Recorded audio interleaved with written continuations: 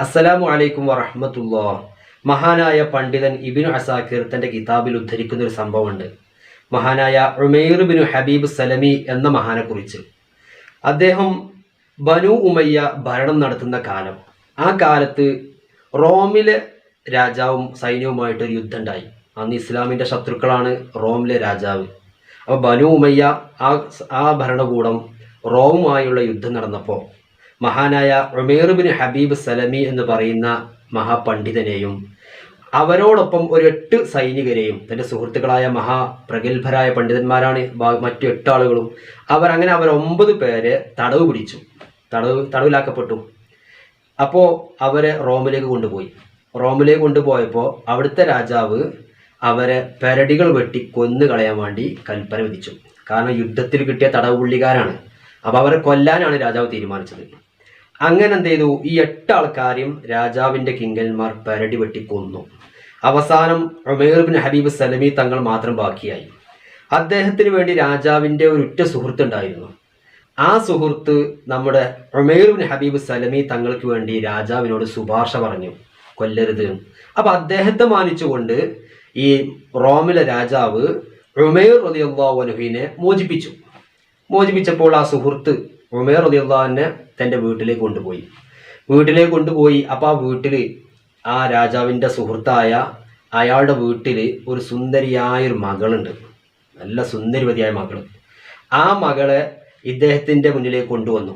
ഉമൈർ റളിയല്ലാഹുവിൻ്റെ മുമ്പിലേക്ക് കൊണ്ടുവന്നിട്ട് പറഞ്ഞു, നിങ്ങൾ ഈ മഹദിയെ കല്യാണം കഴിക്കണം, എൻ്റെ മകളാണ്, ഈ മകളെ നിങ്ങൾ കല്യാണം കഴിക്കണമെന്ന് മാത്രമല്ല, ഞങ്ങളുടെ മതത്തിലേക്ക് നിങ്ങൾ മതം മാറി വരികയും വേണം. ഇത് കേട്ടപ്പോൾ മഹാനായ ഉമൈർ ബിൻ ഹബീബ് സലമി തങ്ങൾ മഹാനവറുകൾ ഹൃദയം പടച്ചു. അദ്ദേഹം പറഞ്ഞു, ഇല്ലല്ല, ഞാൻ എൻ്റെ മതം വിട്ട് ഒരു പണി ഞാൻ ചെയ്യൂല, ഇസ്ലാമിൽ ഉറച്ച് ഞാൻ നിൽക്കുന്നു പറഞ്ഞു. അപ്പോൾ ആ പിതാവ് മകളെയും ഉമൈർ തങ്ങളെയും ഒരു റൂമിലാക്കി വാതിലടച്ചു പോയി. അപ്പോൾ ഈ മകള്, സുന്ദരിയായ മകളാണ്, അവള് ഡ്രസ്സെല്ലാം അഴിച്ചു മാറ്റി തൻ്റെ നഗ്നമായ ശരീരം ഉമൈർ തങ്ങളെ മുമ്പിലേക്ക് സമർപ്പിച്ചു. അങ്ങനെ കണ്ടിട്ടെങ്കിലും ആ ഉമൈർ തങ്ങൾ ഈ പെണ്ണിൽ അനുരക്തയാകുമെന്ന് ആ പെണ്ണ് വിചാരിച്ചത്. പക്ഷേ മഹാനവറുകൾ പറഞ്ഞു, ഇല്ല, ഞാൻ നിൻ്റെ അടുത്തേക്ക് വരിക ഇല്ല എന്ന് മാത്രമല്ല, നിന്റെ ശരീരത്തിലേക്ക് നോക്കുക പോലും ചെയ്യൂല എന്ന് പറഞ്ഞു. അപ്പോൾ ആ പെണ്ണ് ചോദിച്ചു, മാ യംനഉക മിൻ ദാലിക, നിങ്ങൾ എന്താണ് ചെയ്യാത്തത്?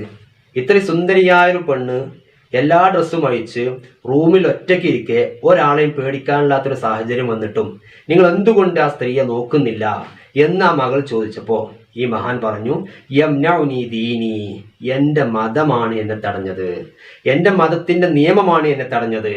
അതുകൊണ്ട് ഒരു പെണ്ണിന് വേണ്ടി അല്ലെങ്കിൽ ഒരു വസ്തുവിന് വേണ്ടി ഞാൻ എൻ്റെ മതത്തെ ഒരിക്കലും ഞാൻ ഉപേക്ഷിക്കൂല. ഇന്നത്തെ സാഹചര്യത്തിൽ നമ്മൾ വളരെയധികം ശ്രദ്ധിക്കേണ്ട ഒരു വിഷയമാണിത്. ഇന്ന് ചെറിയ ചെറിയ വിഷയങ്ങൾക്ക് വേണ്ടി, ഒരു സോഷ്യൽ മീഡിയയിൽ വൈറലാകാൻ വേണ്ടി സ്വന്തം മതത്തെ തള്ളിപ്പറഞ്ഞ്, സ്വന്തം ഉമ്മാനെയും ഉപ്പാനെയും തള്ളിപ്പറഞ്ഞ് സമൂഹ രംഗത്തേക്ക് ഇറങ്ങുന്ന കാലഘട്ടമാണ്. ആ സമയത്ത് ഈ മഹാനായ പണ്ഡിതൻ, മഹാനായ സൂഫി വര്യൻ നമ്മളെ ഉമൈർ ബിൻ ഹബീബ് സലമി തങ്ങൾ പറഞ്ഞത്, എന്ത് കിട്ടിയാലും വേണ്ടില്ല, ഞാൻ എൻ്റെ മതത്തെ ഒഴിവാക്കുന്ന ഒരു പ്രശ്നവുമില്ല. അപ്പോൾ ഈ പെണ്ണിന് മനസ്സിലായി ഉമൈർ തങ്ങളെ ഇനി കിട്ടൂല.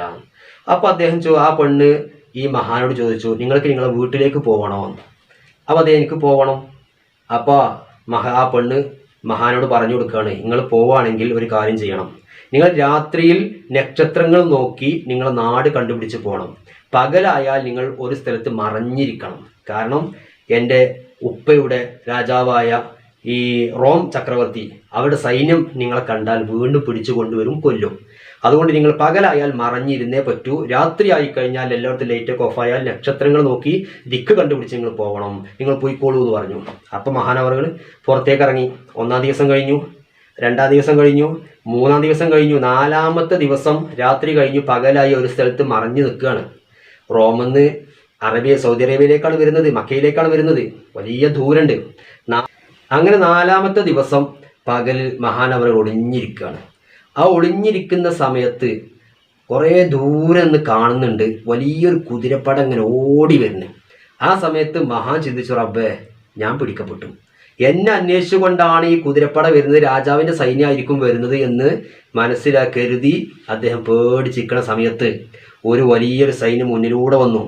അപ്പോൾ അതിൽ കാണുന്നു എൻ്റെ കൂടെ തടവിലാക്കപ്പെട്ട 4 ആളുകൾ, അവരുടെ പിന്നിൽ ഒരുപാട് ആളുകൾ, ഈ 4 ആളുകൾ രാജാവ് കൊന്നു കളഞ്ഞതാണല്ലോ, എന്നിട്ട് എങ്ങനെ ഇവർ ഈ കൂട്ടത്തിൽ ഉണ്ടാവുന്നതെന്ന് ചിന്തിച്ചിരിക്കുന്ന സമയത്ത് ആ വന്ന കുതിരപ്പടയാളികളിൽ ഒരാൾ വിളിച്ചു, ഉമേർ എന്ന് വിളിച്ചു. അപ്പം അതേ ഞാൻ തന്നെയാണ് ഉമേർ, ഞാൻ ഉമേറാണെന്ന് കൈ ഉയർത്തി. അപ്പം ഞാൻ ഈ മഹാപണ്ഡിതൻ അവരോട് ചോദിച്ചു, അല്ല അവലേശം അത് കുത്തിൽത്തും, നിങ്ങളൊക്കെ രാജാവ് കൊന്നതല്ലേ, പിന്നെ എങ്ങനെ നിങ്ങൾ ഇവിടെ ആവുന്നത്? അപ്പോൾ അവർ പറഞ്ഞു, ഞങ്ങളെ രാജാവ് കൊന്നു തന്നെയാണ്, പക്ഷേ ഞങ്ങൾക്ക് അള്ളാഹുത്താല റൂഹ് തന്ന് വീണ്ടും പുനരുദ്ധാരണം നടത്തി. എന്നിട്ട് ഞങ്ങളോട് അള്ളാഹുത്താല പറഞ്ഞു, ഉമർ ബിൻ അബ്ദുൽ അസീസ് തങ്ങൾ വഫാത്തായിട്ടുണ്ട്, അദ്ദേഹത്തിന്റെ ജനാസ എല്ലാ ശുഹദാക്കളും പോയി ദർശിക്കണമെന്ന് പറഞ്ഞ് ഞങ്ങൾക്ക് സമ്മതം തന്ന അടിസ്ഥാനത്തിൽ ഞങ്ങളൊക്കെ മഹാന്റെ ജനാസ കാണാൻ വേണ്ടി പോവാണ്. അതുകൊണ്ട് നിങ്ങൾ ഞങ്ങളോട് പോരണോ ചോദിച്ചു. ഞാനുണ്ട് പോരുന്നുണ്ട് കാരണം, എന്നാ കൈ പിടിച്ചോ പറഞ്ഞു. കൈ പിടിച്ചു.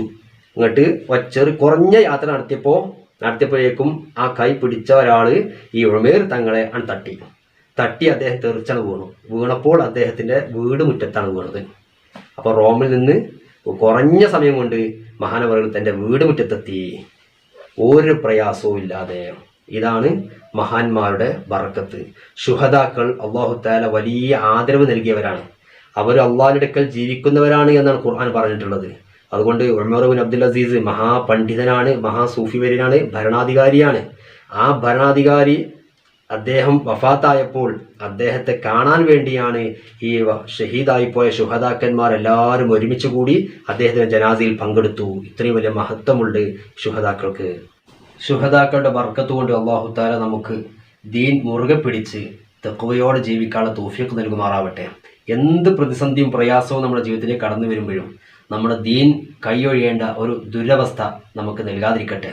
എപ്പോഴും ദീനി കാര്യങ്ങൾക്കും നമ്മുടെ ഇസ്ലാമിക നിയമങ്ങൾക്കും മൂല്യവും നൽകുന്ന രൂപത്തിൽ ജീവിക്കാൻ അല്ലാഹു തആല നമുക്ക് തൗഫീഖ് നൽകുമാറാവട്ടെ. ഈ വീഡിയോ നിങ്ങൾക്ക് ഉപകാരപ്രദമായിട്ടുണ്ടെങ്കിൽ ഷെയർ ചെയ്യാനും സബ്സ്ക്രൈബ് ചെയ്യാനും മറക്കരുത്. മറ്റൊരു വീഡിയോയുമായി വീണ്ടും കാണാം ഇൻഷാ അല്ലാഹ്. അസ്സലാമു അലൈക്കും.